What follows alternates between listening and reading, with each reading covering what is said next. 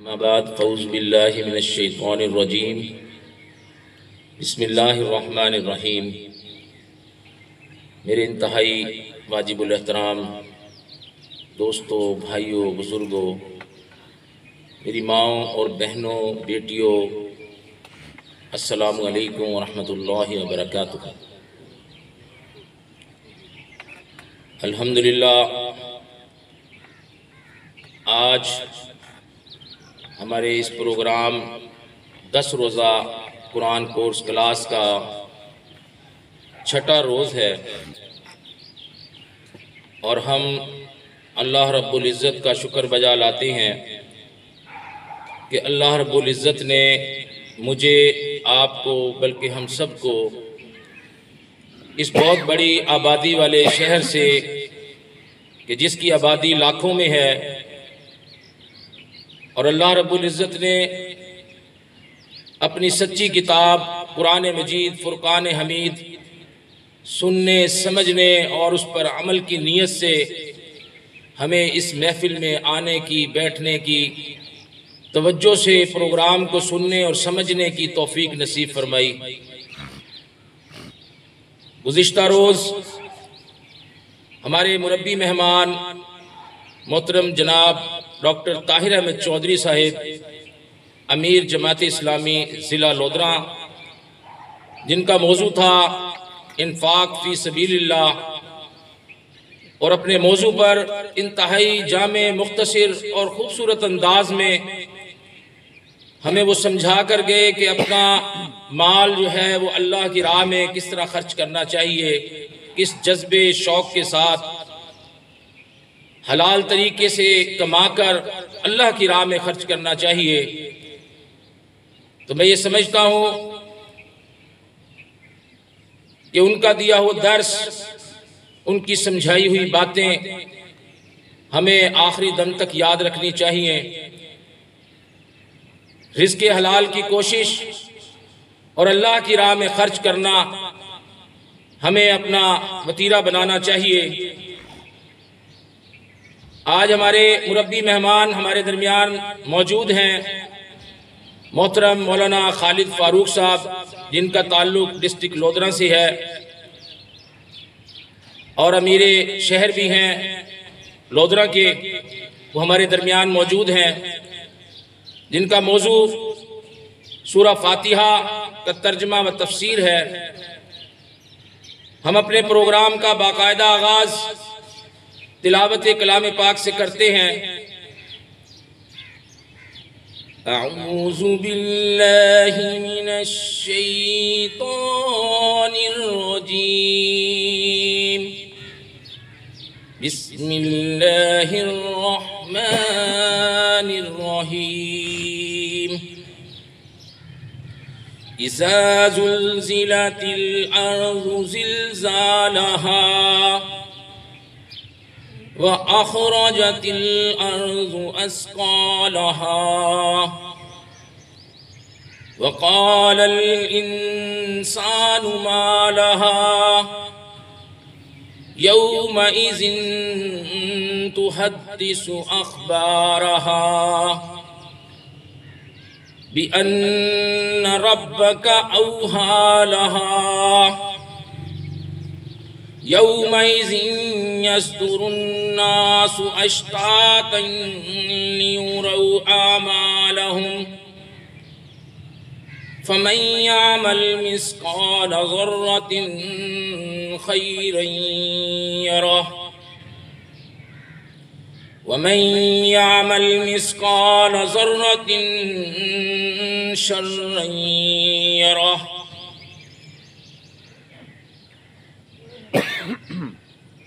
جب زمین اپنی پوری شدت کے ساتھ ہلا ڈالی جائے گی اور زمین اپنے اندر کے سارے بوجھ نکال کر باہر ڈال دے گی، اور انسان کہے گا کہ یہ اس کو کیا ہو رہا ہے، اس روز وہ اپنے اوپر گزرے ہوئے حالات بیان کرے گی، کیونکہ تیرے رب نے اسے ایسا کرنے کا حکم دیا ہوگا۔ اس روز لوگ متفرق حالت میں پلٹیں گے تاکہ ان کے اعمال ان کو دکھائے جائیں۔ پھر جس نے ذرہ برابر بھی نیکی کی ہوگی وہ اس کو دیکھ لے گا، اور جس نے ذرہ برابر بدی کی ہوگی وہ اس کو دیکھ لے گا۔ میرے دوستو، بھائیوں، بزرگوں، میری ماؤں، بہنوں اور بیٹیوں، میں آپ کے سامنے ایک حدیث کا مفہوم پیش کرنا چاہوں گا۔ حدیث کا مفہوم پیش کرنے سے پہلے میں آپ سے درخواست کروں گا کہ آپ درود شریف پڑھ لیں۔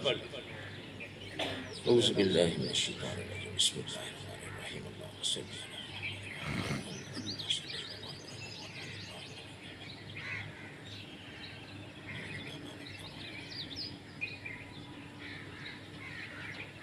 عن ابی ہریرہ رضی اللہ تعالی عنہ عن النبی صلی اللہ علیہ وسلم قال اسعد الناس بشفاعتی یوم القیامت من قال لا الہ الا اللہ خالصا من قلبہ او نفسہ۔ حضرت ابو ہریرہ رضی اللہ تعالیٰ عنہ سے روایت ہے کہ حضور اقدس صلی اللہ علیہ وسلم نے فرمایا، قیامت کے دن میری شفاعت وہ حاصل کرے گا جس نے دل کے پورے خلوص کے ساتھ لا الہ الا اللہ کہا ہوگا۔ حضور اقدس صلی اللہ علیہ وسلم کا یہ ارشاد اپنے الفاظ کے لحاظ سے نہایت مختصر ہے، لیکن اپنے معنی کے لحاظ سے بہت وسیع ہے۔ مطلب یہ ہے کہ جس نے توحید اختیار نہ کی، جس نے اسلام قبول نہ کیا، جو شرک کی گندگی میں ہی پڑا رہا، اسے حضور اقدس صلی اللہ علیہ وسلم کی شفاعت حاصل نہ ہوگی۔ اسی طرح جس نے زبان سے تو کلمہ کہا، دین میں داخل ہوا، لیکن دل سے اسے بجا نہ لایا، وہ بھی حضور پاک صلی اللہ علیہ وسلم کی شفاعت سے محروم رہے گا۔ تو میں یہ دعا کرتا ہوں کہ اللہ رب العزت ہمیں اپنی اتباع اور نبی مہرباں محمد رسول اللہ صلی اللہ علیہ وسلم کی تابع داری کرنے کی، آپ کے نقش قدم پر چلنے کی توفیق نصیب فرمائے۔ اب میں آپ کے سامنے ایک نظم پیش کرنا چاہوں گا جو کہ قرآن کا شکوہ ہے، وہ ہم سے مخاطب ہے، محسوس کیجئے گا۔ اس کے ایک ایک فکرے کو، اس کے ایک ایک جملے کو پوری توجہ سے سنیے گا، اور یہ تصور کیجئے گا کہ یہ شکوہ میرے ساتھ کیا جا رہا ہے۔ قرآن کی ہدایت بھول گئے، سنت کی فضیلت بھول گئے، قرآن کی ہدایت بھول گئے، سنت کی فضیلت بھول گئے، افسوس کہ ہم رفتہ رفتہ احکام شریعت بھول گئے، افسوس کہ ہم رفتہ رفتہ احکام شریعت بھول گئے، قرآن کی ہدایت بھول گئے، سنت کی فضیلت بھول گئے، میدان میں نکلنا چھوڑ دیا، دشمن کو کچلنا چھوڑ دیا، گر گر کے سنبھلنا چھوڑ دیا، جنگوں کی مہارت بھول گئے، قرآن کی ہدایت بھول گئے، سنت کی فضیلت بھول گئے، افسوس کہ ہم رفتہ رفتہ احکام شریعت بھول گئے، افسوس کہ ہم رفتہ رفتہ احکام شریعت بھول گئے، بجلی نے چمکنا چھوڑ دیا، بادل نے گرجنا چھوڑ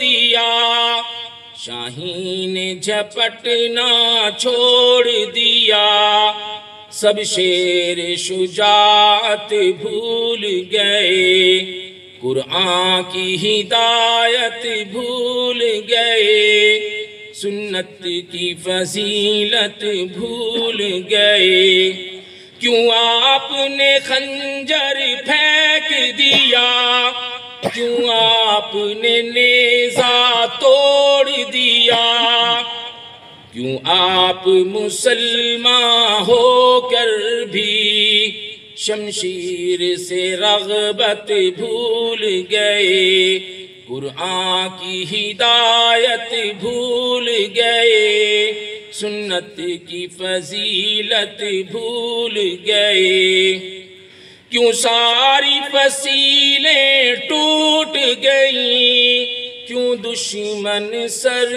پر آ پہنچا، کیوں آپ بنے آرام طلب، کیوں شوق شہادت بھول گئے، قرآن کی ہدایت بھول گئے، سنت کی فضیلت بھول گئے، میدان میں جانا سنت ہے، تلوار چلانا سنت ہے، اور زخم بھی کھانا سنت ہے، کیوں آپ یہ سنت بھول گئے، قرآن کی ہدایت بھول گئے، سنت کی فضیلت بھول گئے، افسوس کہ ہم رفتہ رفتہ احکام شریعت بھول گئے، افسوس کہ ہم رفتہ رفتہ احکام شریعت بھول گئے۔ آخری مصرع، کشمیر کی ماؤں بہنوں کی فریاد سنے تو کون سنے، غزہ کی بھی ماؤں بہنوں کی چیخوں کو سنے تو کون سنے، اس دیس کے لیڈر کیوں رکھ میں آلائے سماعت بھول گئے، قرآن کی ہدایت بھول گئے، سنت کی فضیلت بھول گئے، افسوس کہ ہم رفتہ رفتہ احکام شریعت بھول گئے، افسوس کہ ہم رفتہ رفتہ احکام شریعت بھول گئے۔ اب میں دعوت خطاب دیتا ہوں محترم مولانا خالد فاروق صاحب کو کہ وہ اسٹیج پر تشریف لائیں اور سورہ فاتحہ کا ترجمہ تفسیر کے ساتھ ہمارے دلوں کو منور فرمائیں۔ محترم مولانا خالد فاروق صاحب۔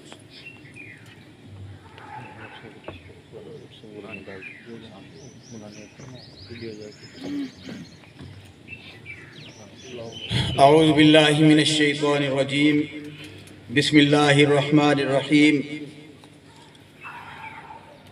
الحمد للہ رب العالمین، الرحمن الرحیم، مالک یوم الدین، ایاک نعبد و ایاک نستعین، اہدنا الصراط المستقیم، صراط الذین انعمت علیہم غیر المغضوب علیہم ولا الضالین آمین۔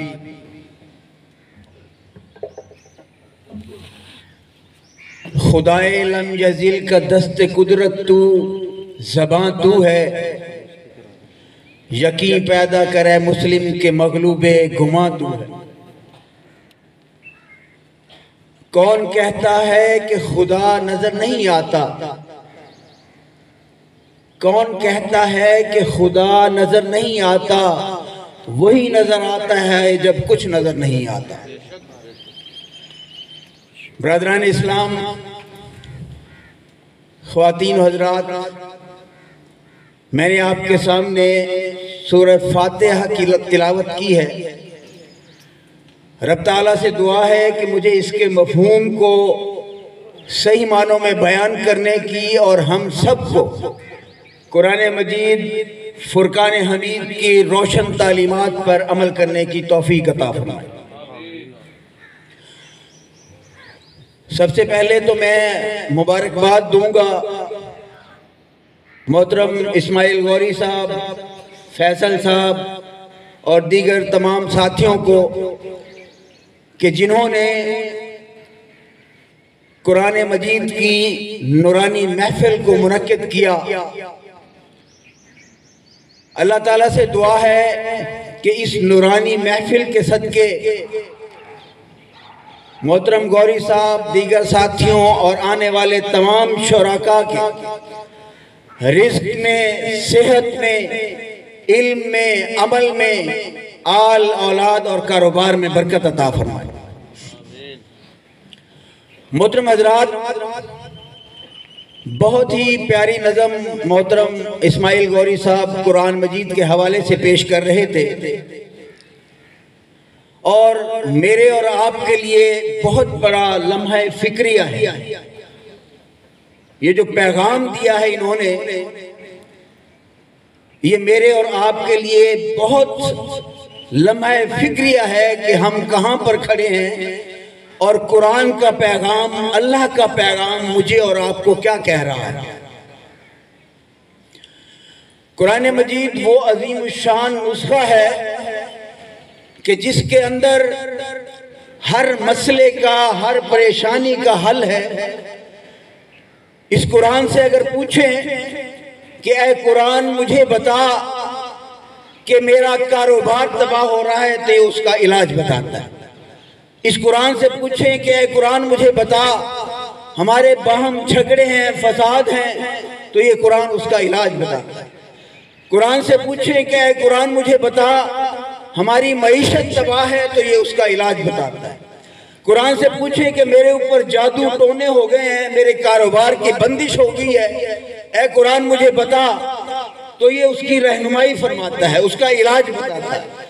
اس قرآن سے پوچھیں کہ ہمارے اوپر کفار غالب ہوتے جا رہے ہیں، تو یہ قرآن اس کا علاج بتاتا ہے۔ میرے عزیزو، جب تمام مسائل کا حل قرآن اور حدیث میں موجود ہے اور اس میں کوئی شک و شبہ والی بات نہیں ہے، تو پھر ہم اس کو کیوں نہیں پڑھتے؟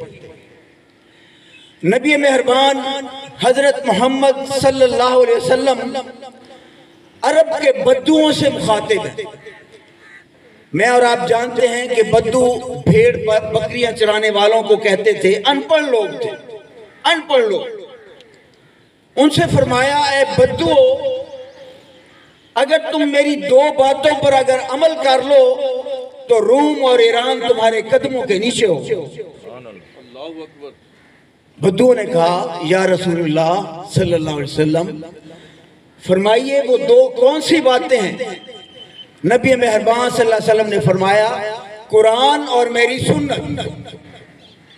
تاریخ اٹھا کر دیکھ لیں، ان ان پڑھ لوگوں نے، ان بدوؤں نے آپ صلی اللہ علیہ وسلم کی بات کو اپنے پلے باندھ لیا، اور روم اور ایران ان کے قدموں کے نیچے تھے۔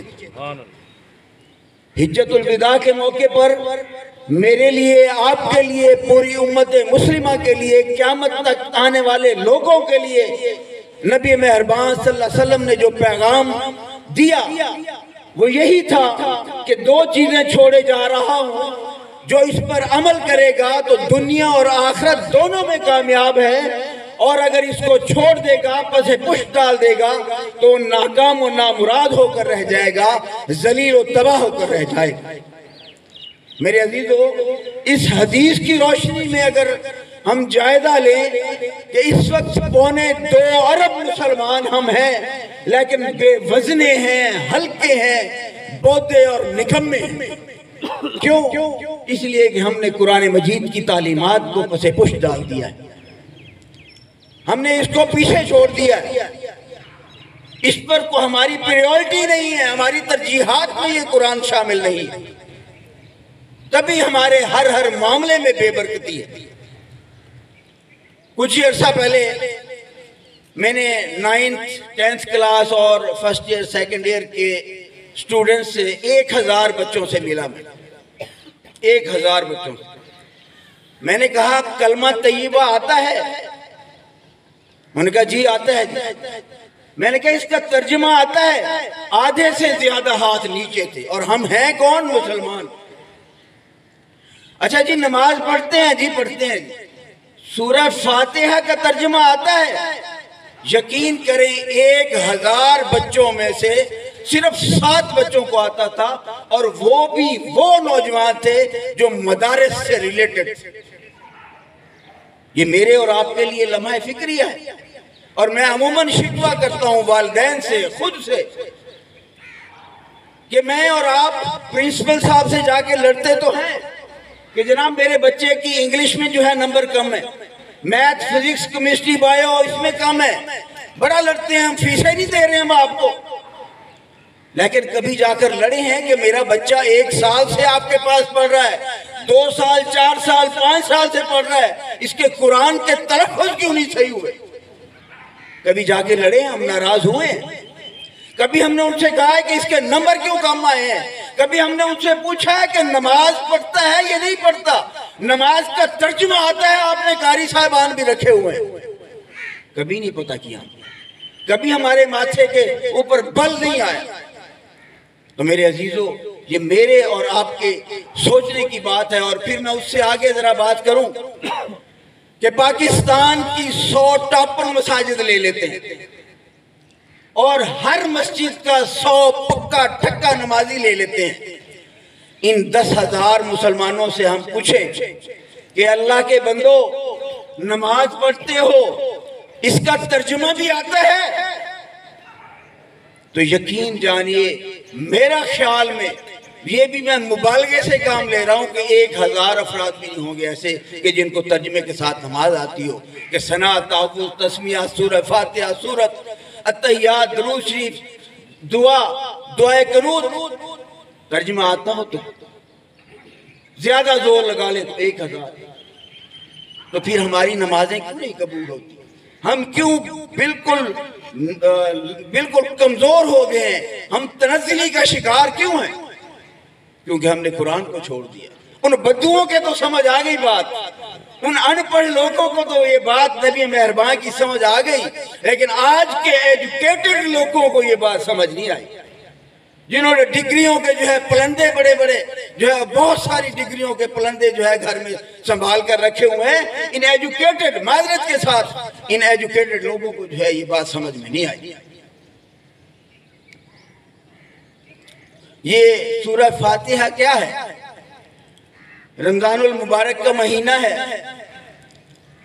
ہم اگر جائزہ لیں، اپنا خود کا ذرا جائزہ لیں کہ یہ قرآن جو ہے، قرآن ضابطہ حیات ہے، پوری زندگی گزارنے کا اس میں جو ہے طریقہ بتا دیا گیا، ہر معاملے میں اس میں جو ہے ہماری رہنمائی کی گئی۔ لیکن پڑھیں گے تو پتہ چلے گا نا جی، ہمیں پڑھیں گے تو پتہ چلے گا۔ دنیا کا میں کہا کرتا ہوں کہ سب سے آسان ترین کام اللہ رب العالمین کو بنانا ہے، آسان ترین کام۔ شرمندگی اور ندامت کا ایک آنسو کا قطرہ بہا دیا جائے تو رب مان جاتا ہے، دنیا کا آسان ترین کام۔ اور میں اسی طرح کہا کرتا ہوں کہ، اور میں کیا کہا کرتا ہوں، میری اوقات کیا، رب رحمان فرما رہے ہیں قرآن مجید کے حوالے سے، وَلَقَدْ يَسَّرْنَا الْقُرْآنَ لِلذِّكْرِ فَهَلْ مِن مُدَّكِرٍ۔ ہم نے اس قرآن کو بڑا آسان بنایا ہے کوئی سوچے سمجھے؟ میں نے اور آپ نے اس کو مشکل بنا دیا۔ ہماری ترجیحات میں English, physics, chemistry, bio, engineering اور پتہ نہیں کیا کیا پی ایچ ڈیز اور یہ سارا معاملات، بالکل وہ بھی ضروری ہے تعلیم، بہت ہی ضروری ہے، لیکن ان تمام کاموں میں برکت کے لیے قرآن سب سے زیادہ ضروری ہے۔ مجھے اور آپ کو اور میرے آپ کے بچوں کو اگر اس کا معلوم نہیں ہے تو پھر ہم ناکام ہیں، ہم تنزلی کا شکار ہیں۔ چند کروڑ یہودی ہمیں انہوں نے انگلیوں پہ نچایا ہوا ہے، اور ہم قرآن کے جو ہے مہربان نبی مہربان صلی اللہ علیہ وسلم کے امتی ہونے کے باوجود ناکام ہیں۔ قرآن مجید کے کل الفاظ 80,000 ہیں۔ اچھا، اب اس کو سن کے نا لوگ آپس میں بات کرتے ہیں کہ یار ہم نہیں کہتے تھے بڑا مشکل ہے، 80,000 الفاظ کون یاد کرے؟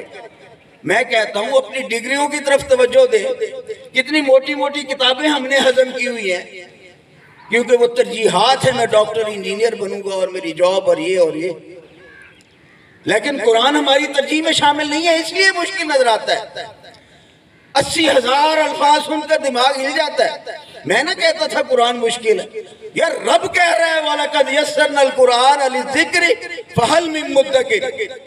اور میرا اور آپ کا ایمان ہے اللہ، نبی اور قرآن کی بات غلط نہیں ہو سکتی، میری بات غلط ہو سکتی ہے، مولوی صاحب، قاضی صاحب اور ان سب لوگوں کی باتیں غلط ہو سکتی ہیں، لیکن رب رحمان کی بات غلط نہیں ہو سکتی۔ رب رحمان کہہ رہے ہیں میں نے اس کو بڑا آسان بنایا ہے۔ توجہ تو دو، اپنی ترجیحات میں تو شامل کرو۔ اب آگے چلتے ہیں۔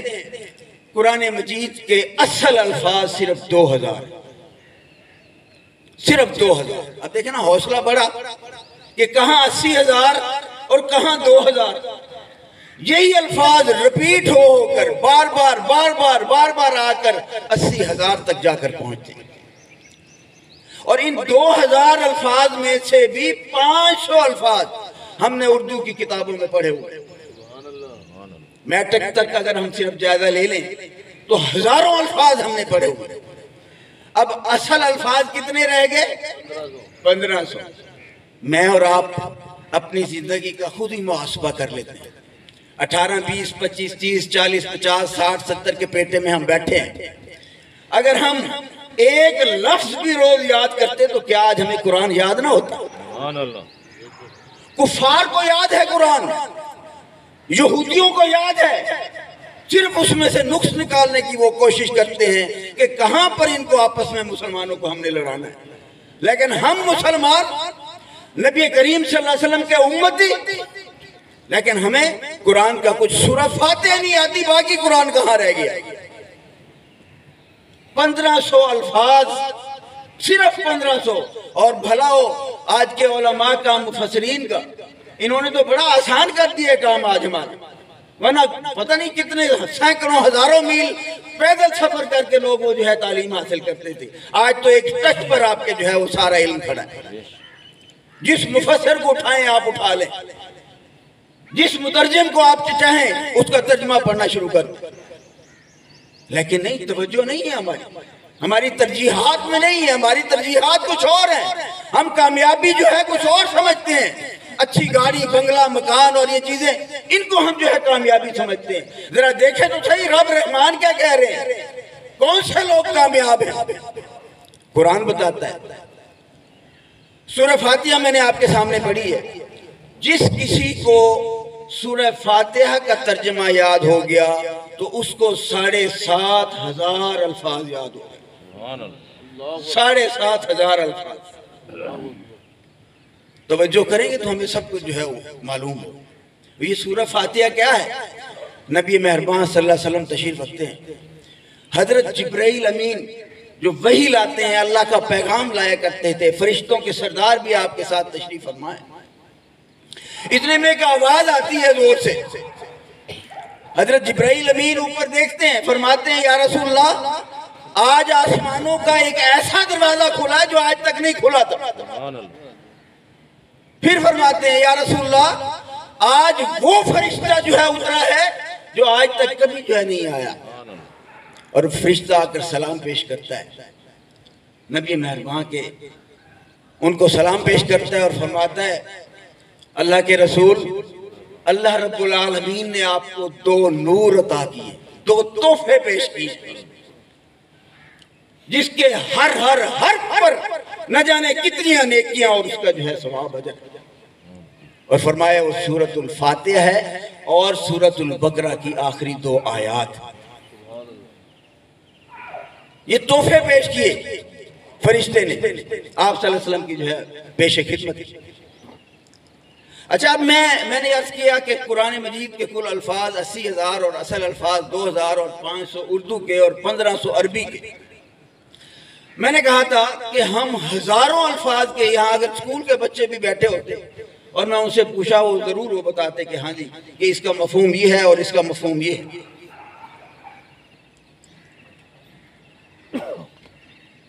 بسم اللہ الرحمن الرحیم، الحمدللہ رب العالمین۔ حمد کا لفظ ہم نے پڑھا ہوا ہے اردو کی کتابوں میں، اللہ کی تعریف کو کہتے ہیں۔ الف لام ساتھ لگ جاتا ہے تو اس کو خاص بنا دیتا ہے، جس طرح انگلش میں THE دی یا دا پڑھتے ہیں وہ خاص بنا دیتا ہے، اسی طرح یہ الف لام اس اسم کو، اس ناؤن کو جو ہے وہ خاص بنا دیتا ہے۔ الحمد، اس کا مطلب کیا ہوگا؟ الحمد تمام کی تمام تعریفیں، جتنی بھی کائنات ہیں، جتنی تعریفیں ہیں، تمام کی تمام، ساری کی ساری تعریفیں للہ، اللہ کے لیے، لل کے لیے، اللہ، اللہ کا لفظ ہم نے پڑھا ہوا۔ تو اس کا مفہوم کیا ہوا جی؟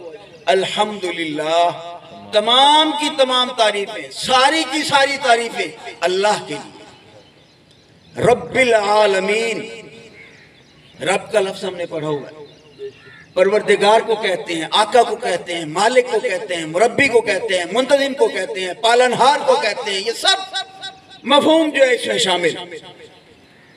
العالمین کا لفظ ہم نے اردو میں پڑھا ہوا ہے، عالم جہان کو کہتے ہیں اور عالمین بہت سے جہان۔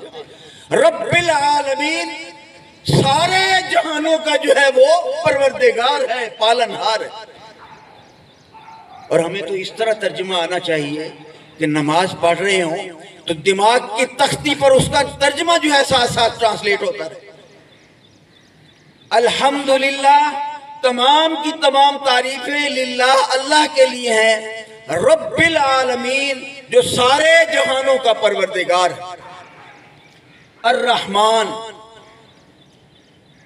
رحمان نہیں صرف رحمان مہربان کو کہ مہربان کا لفظ ہم نے پڑھا وہ مہربان سے ہے، یہ رحمان الف لام ساتھ لگ گیا ہے، بڑا مہربان، ہمارے تصور اور خیالات تک اس تک نہیں پہنچ سکتے جتنا وہ مہربان۔ الرحمن الرحیم، بڑا مہربان ہے، بہت ہی رحم کرنے والا ہے، اس کی رحمت کی کوئی انتہا ہی نہیں۔ اور اس کی مثال میں حدیث مبارکہ سے پیش کرتا ہوں کہ کتنا مہربان ہے۔ حضرت موسیٰ علیہ السلام کے دور میں قحط پڑ گیا، لوگ بھوکوں مرنے لگے، پیش ہوئے حضرت موسیٰ علیہ السلام کے پاس، اے موسیٰ آپ تو کلیم اللہ ہیں، اللہ سے کلام کرتے ہیں، اللہ سے درخواست کیجئے، قحط سالی ہے، بارش برسا دیں، لوگ بھوکوں مر رہے ہیں، مہربانی کریں۔ حضرت موسیٰ علیہ السلام فرماتے ہیں کہ آؤ، رب کو درخواست پیش کرتے ہیں، بچے بوڑھے سب ان کو لے کر جو ہے کوہ نور پر تشریف لے جاتے ہیں اور فرماتے ہیں اللہ تیری خلقت موجود ہے، تجھ سے درخواست گزار ہے کہ ہم پر بارش برسا دے، قحط سالی کا شکار ہیں، بھوکوں مر رہے ہیں، اے رب کائنات ہم پر رحم فرما۔ اللہ رب العالمین کیا فرماتے ہیں؟ اللہ فرماتے ہیں کہ اے موسیٰ میں اس قوم پر بارش نہیں برساؤں گا، قطعاً نہیں برساؤں گا۔ کیوں؟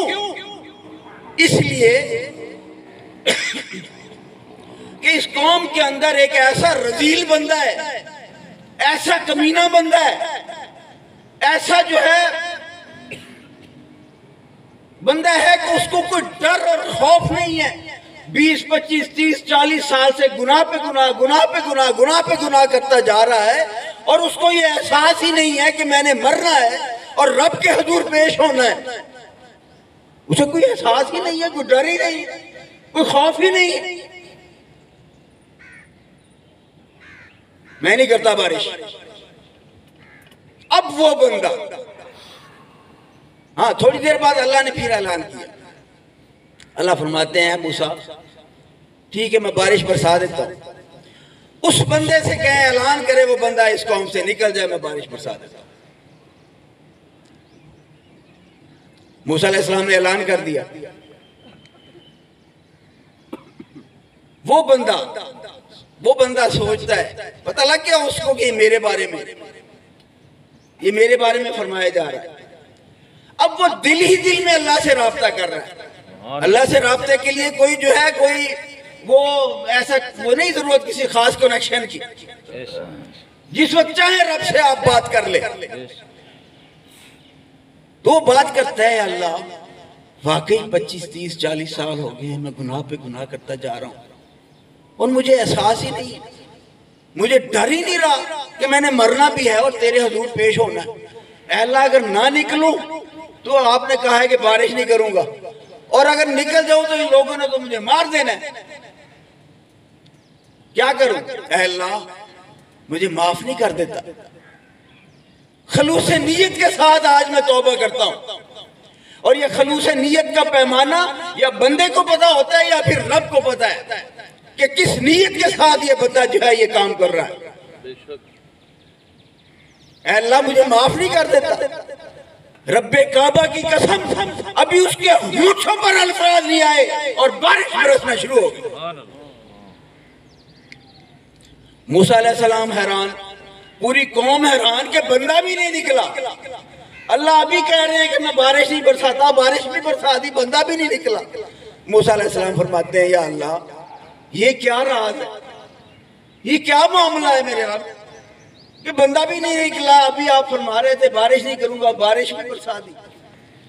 اللہ فرماتے ہیں کہ اے موسیٰ آج اس بندے نے کچھ اس ادا سے مجھ سے معافی مانگی ہے، کچھ اس ادا سے اس نے توبہ کی ہے کہ میری شان رحمت جوش میں آئی اور میں نے اس کو معاف کر دیا. میں نے اسے معاف کر دیا. اگلی بات ایک اور، وہ بھی میرے اور آپ کے لیے بڑی اہم ہے. موسیٰ علیہ السلام فرماتے ہیں اللہ یا رب العالمین وہ بندہ کون ہے، اس کا نام تو بتا دیں. اللہ رب العالمین کیا فرماتے ہیں کہ اے موسیٰ جب وہ گناہ پہ گناہ کر رہا تھا، اس وقت میں نے نام آیا نہیں کیا. آج تو وہ پاک صاف ہو گیا ہے، توبہ کر کے پاک و صاف ہو گیا. آج اس کا میں نام جو ہے سب کے سامنے لے دوں.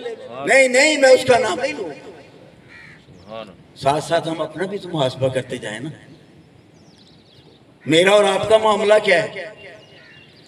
میرے اور آپ کے پاس اختیار میں یا اس طرح کسی کا آ جائے معاملہ، ہم تو اشتہار چھاپ دیتے ہیں جی، ہم تو تیری ایسی تیسی اور پتہ نہیں کیا کیا معاملے کہہ دیتے ہیں. میرے تھانے میں اور ڈی سی اور اس کے ساتھ بڑے معاملات تعلقات ہیں، میرے ابے کے بڑے تعلقات ہیں، پورے ٹبر کو اٹھوا دوں گا، یہ کر دوں گا. جبکہ اللہ رب العالمین کہے کتنے جو ہے مہربان ہے، الرحمن الرحیم، کہ وہ فرما رہے ہیں کہ میں اللہ رب العالمین بہت ہی مہربان ہے، بہت ہی رحم کرنے والا ہے. اور پھر میرے اور آپ کے لیے ایک اور حدیث، اللہ اور اللہ کے رسول کی باتیں بہت ہی اتھینٹک ہیں، وہ اس میں کوئی شک و شبے والی بات نہیں. میرے اور آپ کے لیے رشد و ہدایت ہے. قیامت کے دن نامہ اعمال توڑ رہا ہے، ایک بندے کی ایک نیکی کم ہو جاتی ہے. اللہ فرماتے ہیں جا لے معاف کر دوں گا ورنہ جہنم ہے. میں ذرا مفہوم اپنے انداز میں پیش کر رہا ہوں. اب وہ بندہ جاتا ہے، ماں باپ بہن بھائی دوست یار سب ان کے پاس، خان صاحب چودھری صاحب نواب صاحب فلان صاحب.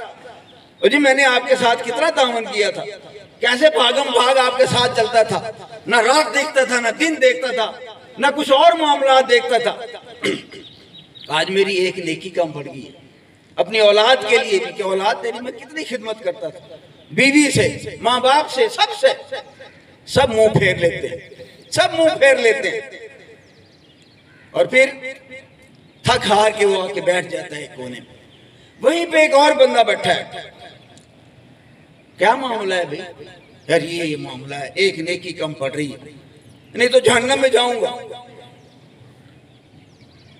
وہ کہتا ہے میں نے ساری زندگی کی ہی ایک نیکی ہے یار, میں نے تو جہنم میں جانا ہے, مجھے تو سزا ملے گی, چل تو بچتا ہے, یہ لے یہ نیکی.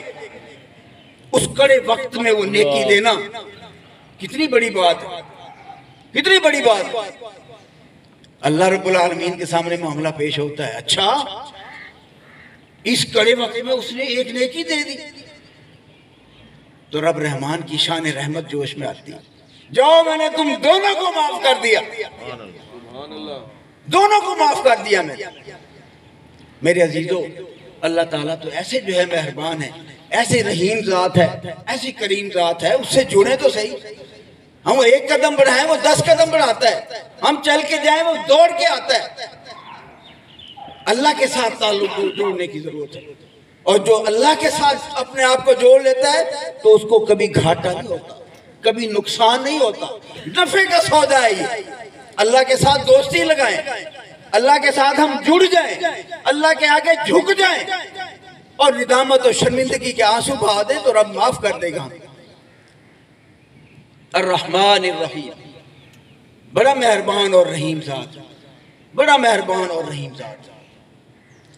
مالک یوم الدین, قیامت کے دن کا مالک ہے کہ اس وقت جس کو چاہے بخش دے, جس کو چاہے پکڑ لے, اس کی مرضی ہے, وہ مالک ہے.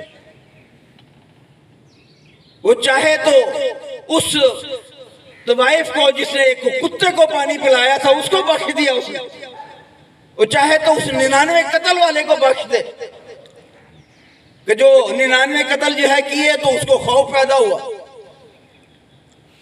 یہ میں کیا کر بیٹھا ہوں, توبہ استغفار کرو. مولوی صاحب سے پوچھا, جی ہاں جی میری کوئی بخشش ہے؟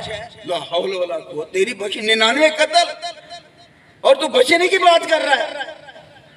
میں چلو سینچری تو پوری کروں, تو سینچری پوری ہو گئی, اب وہ پھر رہا ہے لیکن ہے وہی دماغ میں وہ کھٹک, وہ خوف, وہ ڈر, کیا کروں. آخر ایک اللہ کا بندہ مل جاتا ہے کہ ہاں تیری بخشش ہو سکتی ہے, فلاں بندے کے پاس جا, صحیح انداز میں جو ہے تیری رہنمائی کرے, اور وہ جاتا ہے, راستے میں موت آ جاتی ہے اس کو. اب جہنم کے فرشتے اور جنت کے فرشتے آ رہے ہیں, وہ کہتے ہیں یہ ہمارا ہے, وہ کہتے ہیں یہ ہمارا ہے. اللہ رب العالمین کے پاس معاملہ جاتا ہے, اللہ کیا فرماتے ہیں, زمین کی پیمائش کر لو, جس کے قریب ہے وہی لے جائے. اگر وہ جو ہدایت والے بندے کی طرف جس نے رہنمائی کرنی تھی اس کے قریب ہے تو جنت والے لے جائے, اگر اس سے دور ہے تو پھر جہنم والے. اللہ کیسا مہربان ہے, اس نے وہ زمین سمیٹ دی, وہ جس کے پاس رہنمائی کے لیے جا رہا تھا, وہ زمین سمٹ گئی, جنت والے اس کو لے جاتے. مالک یوم الدین, قیامت کے دن کا مالک ہے, جس کو چاہے بخش دے, جس کو چاہے پکڑ لے. ایاک نعبد, اب مالک کا لفظ بھی ہم نے پڑھا ہے اردو میں, ساتھ ساتھ یہ بھی چلے ہوتا جائے. یوم کا لفظ بھی پڑھا ہے ہم نے, یوم الاحد, یوم السبت, یہ سارے یوم دن کو کہتے ہیں. الدین روز جزا کو کہتے ہیں, قیامت کے دن کو کہتے ہیں. مالک یوم الدین, قیامت کے دن کا مالک. ایاک نعبد, ایاک صرف تیری ہی, نعبد ہم عبادت کرتے ہیں, عبادت سے ہے یہ لفظ بھی ہم نے اردو میں پڑھا ہوا, ہم صرف تیری عبادت کرتے ہیں. کیا واقعی ایسا ہے؟ کیا ہم واقعی اللہ کی عبادت کرتے ہیں صحیح معنوں میں جیسا کہ اس کا حق ہے؟ صحابہ کرام تو وہ کہتے تھے کہ زندگی دی ہوئی اسی کی تھی, حق تو یہ ہے کہ حق ادا نہ ہو. اور ہم کہاں پہ کھڑے ہیں؟ کیا واقعی صرف اسی کی عبادت کرتے ہیں, کسی اور کے آگے نہیں جھکتے؟ اور عبادت یہ بڑا وسیع مفہوم ہے. عبادت صرف نماز, روزہ, زکوٰۃ, حاجت ادا کرنے کا نام نہیں ہے. عبادت بندگی رب میں جو ہے وہ یہ بھی شامل ہے کہ یہ اللہ کی دھرتی ہے تو اسی دھرتی پر اللہ کا ہی نظام چلے گا. کسی انسان کا نظام نہیں چلے گا. اور میں اور آپ قابل گرفت ہوں گے اگر ہم اس کے لیے کوشش نہیں کرتے. اللہ کی دھرتی پر اللہ کے نظام کو نافذ کرنے کے لیے اگر ہم کوشش نہیں کرتے تو قابل گرفت ہے. اور اس کے حوالے سے بھی ایک حدیث کی بات ہم کریں. ہم ادھر ادھر ہم اس کی مثالیں نہیں لیتے. حدیث میں اور اس میں ہمارے لیے جو ہے پیغام حدیث قدسی ہے. اللہ رب العالمین فرماتے ہیں فرشتوں سے جاؤ فلاں بستی کو تباہ کر دو. فرشتے جاتے ہیں, وہاں ہر برا کام ہو رہا ہے جو شیطان کا پسندیدہ ہے. ایک مسجد میں ایک مولوی صاحب بیٹھے ہیں اور اللہ اللہ اللہ اللہ اللہ اللہ ذکر اذکار. فرشتے اللہ سے رجوع کرتے ہیں, اللہ وہاں پہ تو ایک تیرا محبوب بندہ بیٹھا ہے, اس کے بارے میں کیا حکم ہے؟ اللہ فرماتے ہیں نہیں نہیں, وہ میرا محبوب بندہ نہیں ہے, میرا مغضوب بندہ ہے. باہر میرے دین کی دھجیاں اڑائی جا رہی ہیں اور وہ عبادت میں لگا ہوا ہے. اللہ اللہ. اگر صرف یہی عبادت کرنی ہوتی تو فرشتے بہترین عبادت کر رہے تھے. اس کو چاہیے تھا باہر نکلتا, میرا پیغام جو ہے پہنچاتا لوگوں تک. لوگ عمل کرتے یا نہ کرتے وہ اپنا فرض نبھاتا. میں اور آپ فرض نبھا رہے ہیں, اگر تو نبھا رہے ہیں تو رب کا شکر ادا کریں. تو اللہ کیا فرما رہے ہیں کہ اگر وہ باہر نکلتا, میرا پیغام پہنچاتا, مارا جاتا, پھر میرا محبوب بندہ ہوتا. میرا پیغام تو پہنچاتا, میرا محبوب بندہ نہیں ہے, جاؤ اس کو بھی تباہ کر دو. اور فرشتے روایات میں آتا ہے کہ اپنے پروں میں مسجد سمیت مولوی صاحب کو لے جاتے ہیں ہزاروں میل اوپر اور زمین میں جو ہے دھنسا دیتے ہیں اور پھر پوری بستی کو اٹھا کر دے مارتے ہیں. میرے عزیزو, بندگی رب, عبادت کا مطلب صرف نماز روزہ رکھ لینا یہ نہیں ہے. یہ عبادت میں بندگی رب میں شامل ہے کہ اللہ کے نظام کے لیے, اقامت دین کے لیے, اعلی کلمت اللہ کے لیے ہمیں جد و جہد کرنی ہوگی. اپنا کام کرنا ہوگا, اپنے حصے کا کام کرنا ہوگا. ایاک نعبد, ہم صرف تیری ہی عبادت کرتے ہیں. وَإِيَّاكَ نَسْتَعِينُ, اور یہاں پہ واو کا مطلب اور ہے. یہ بھی ایک چھوٹا سا نکتہ ہے کہ واو کا مطلب اور ہے, لیکن اگر یہی واو کسی اسم یا ناؤن سے پہلے اگر آ جائے تو اس کا مطلب ہوتا ہے قسم. جیسے وَالسَّمَاءِ, قسم ہے آسمان کی, وَالْأَرْضِ, قسم ہے زمین کی, وَالْعَصْرِ, قسم ہے زمانے کی. اسم یا ناؤن سے پہلے اگر واو آ جائے تو اس کا مطلب ہے قسم. ادروائز واو کا مطلب اور ہوگا. یہاں پہ اسم نہیں ہے, ایاک کا اسم نہیں ہے, اس لیے ایاک نعبد, ہم صرف تیری ہی عبادت کرتے ہیں. نعبد جمع متکلم کا صیغہ ہے کہ ہم سب اس میں آ جاتا ہے. اور ایاک, اور صرف تجھ سے ہی نستعین کا لفظ بھی ہم نے اردو میں پڑھا ہوا ہے. مجھے تو یاد ہے میٹرک میں پڑھا تھا, استعانت, مدد چاہتے, اور صرف تجھ سے ہی مدد چاہتے ہیں, صرف تجھ سے ہی مدد چاہتے ہیں. یہاں تک رب رحمان ہمیں یہ دعا بھی ہے سورت, اور یہ شفا بھی ہے. یہاں تک رب رحمان مانگنے کا ڈھنگ سکھا رہے ہیں کہ مجھ سے مانگو, لیکن مانگنے کا ایک ڈھنگ ہے, ایک تہذیب سے. میری تعریف کرو, میں نے کتنا کچھ تمہیں عطا کیا ہے, میری تعریف کرو پھر مجھ سے مانگو. یہ نہیں منہ پھاڑا اور مانگ لیا, نہیں. یہ یہاں تک تعریف, ان آیات تک تعریف رب کی جو ہے بیان کی گئی ہے, اور پھر اصل مدعا آگے بیان کیا گیا. اور کتنی نعمتیں اللہ رب العالمین نے دی ہے. رب کہتا ہے تو میری تعریف نہیں کرو گے. اگر ہم خود کا ہی جائزہ لے لیں, اگر میں کہوں کہ آج آپ یہاں سے اٹھیں اور اپنے گھروں تک آنکھیں بند کر کے پہنچے, پتہ لگ جائے گا کہ کتنی نعمتوں سے اللہ تعالیٰ نے مالا مال کیا. آج طے کر لیں کہ میں نے نا یہ صرف ایک انگوٹھا باندھے کہ اس سے کام نہیں لینا, پتہ چل جائے گا کتنی رب کی نعمتیں ہمارے, کتنا کرم نوازی. آج کہیں ایک ہاتھ میں نے بند کر کے اس کو باندھ دینا, میں نے ایک ہاتھ سے کام کرنا ہے, ایک ٹانگ باندھ دینی ہے, ایک ٹانگ سے کام, پتہ لگ جائے گا کہ کتنی بیش بہا قیمتیں والی جو ہے ہمیں یہ نعمتیں اللہ تعالیٰ نے دی. تو رب رحمان کی تعریفیں بیان کر کے آگے مدعا بیان کیا. کیا ہے وہ درخواست جو کی جا رہی ہے؟ اہدنا الصراط المستقیم, اہدنا, ہمیں ہدایت دے.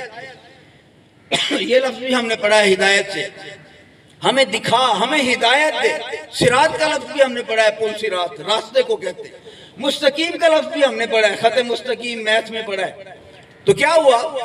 اہدنا الصراط المستقیم، ہمیں سیدھا راستہ دکھا جو تیری جنت کی طرف جاتا ہے، جو تیرے سایہ رحمت کی طرف جاتا ہے، ہمیں بالکل سیدھا راستہ دکھا۔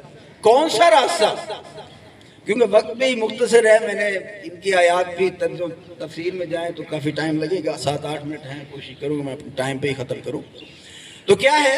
اہدنا الصراط المستقیم، اے اللہ یہ جو مدعا ہے، تعریفیں بیان کرنے کے بعد جو مدعا یا درخواست تھی وہ یہ تھی کہ ہمیں سیدھا راستہ دکھا۔ تو جواب میں اللہ تعالیٰ پورا قرآن جو ہے وہ پیش کر دیتے ہیں، پورا قرآن جو ہے وہ پیش کر دیتے ہیں کہ یہ ہے ہدایت نامہ جو قیامت تک چلے گا۔ اچھا کون سا یہ ہدایت نامہ کیسا ہے؟ صراط الذین، راستہ ان لوگوں کا انعمت علیہم، جن پر تو نے انعامات نازل کیے۔ انعمت کا لفظ بھی ہم نے اردو میں پڑھا ہوا، کتنے الفاظ ہم نے پڑھے ہوئے، دیکھیں تھوڑی سی توجہ ہے، اور اسی طرح ہم اپنے بچوں کو ذرا توجہ دلائیں۔ تو ان لوگوں کا کون ہے؟ انبیاء کرام ہیں، صحابہ کرام ہیں، تابعین ہے، تبع تابعین ہے، اللہ کے ولی نیک لوگ ہیں۔ اے اللہ ہمیں ان لوگوں کا راستہ دکھا، غیر المغضوب، غیر انکار سے ان کا نہیں دکھانا ہمارے رب، اے اللہ مغضوب علیہم، جن پر تیرا غضب نازل ہو، شیطان مردود جیسا راستہ، فرعون راستہ، فرعون کا راستہ، نمرود کا راستہ، ابو جہل کا راستہ، ابو لہب کا راستہ، ٹرمپ کا راستہ۔ اے اللہ ہمیں ان کے راستے پہ نہ چلائیے، وَلَضَّالِينَ، اور نہ ان لوگوں کا جو گمراہ ہیں۔ اے اللہ ہمیں ان لوگوں کا راستہ بھی نہ دکھائے۔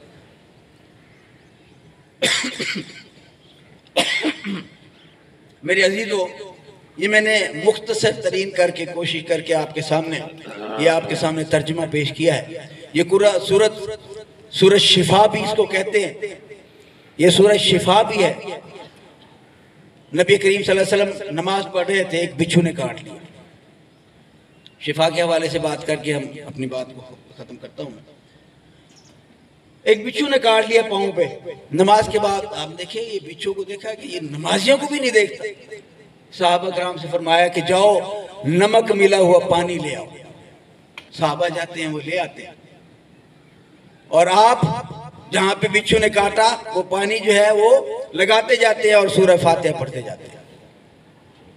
میں خود، مجھے تجربہ ہوا، میں گلیوال سے آ رہا تھا لودھرا کی طرف، بائک پہ تھا، تو مجھے کسی چیز نے انگلی پہ کاٹ لیا۔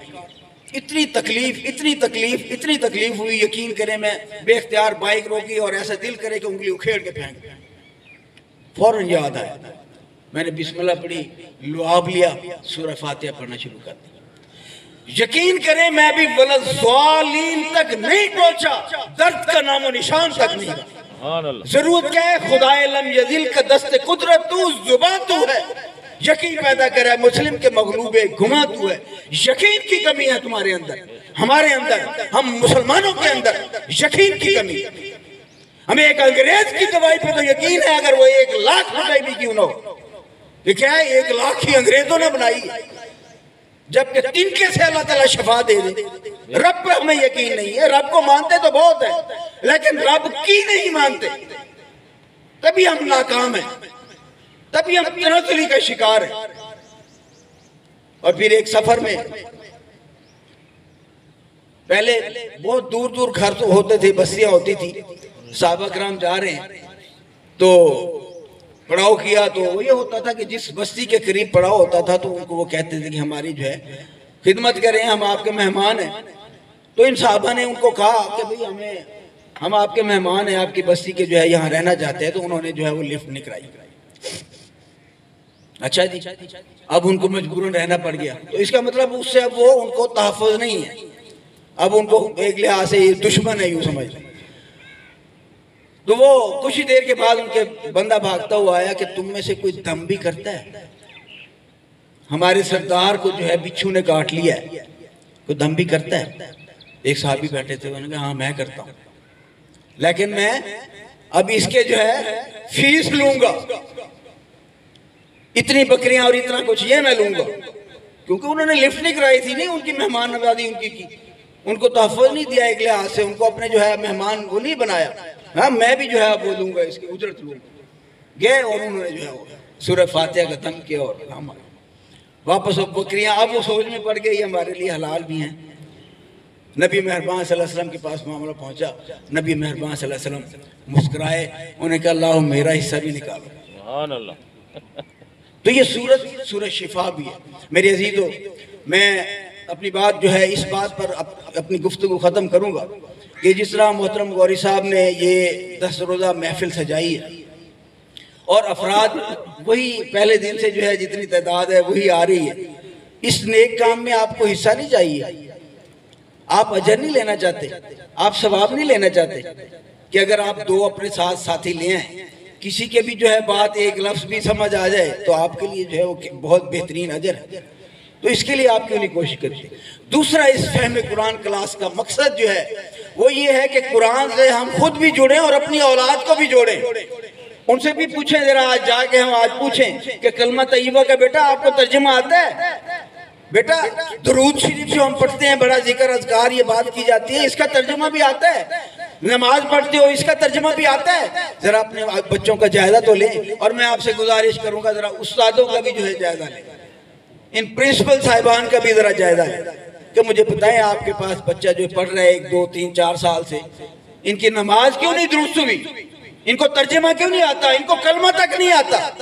ذرا ان کا حساب کتاب بھی لینا ذرا.